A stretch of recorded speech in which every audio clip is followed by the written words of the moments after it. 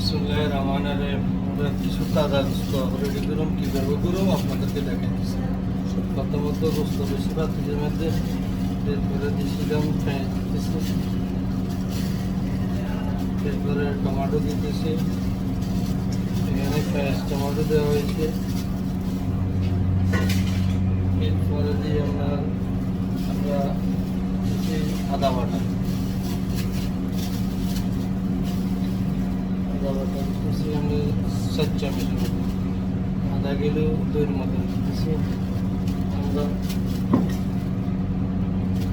এরপরে মিক্স মশলা দিতেছি, প্রতিটা আইটেম মিক্স মশলা, আদা চিলি লং এলাচি আছে একসাথে।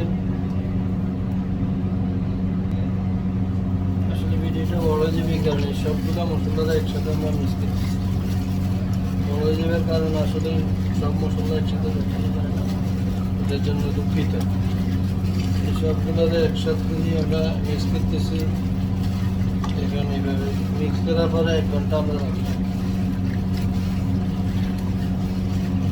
দেখেন কালারটা কি সুন্দর আসতেছে, আরও কালার আসবে ইনশাআল্লাহ।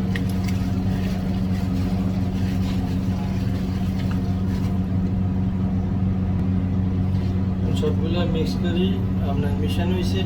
এটাকে আমরা আধা ঘন্টার জন্য রেস্টে রাখি দেব। তো ভালো থাকেন ইনশাআল্লাহ। পরবর্তীতে স্টেজে দেখা।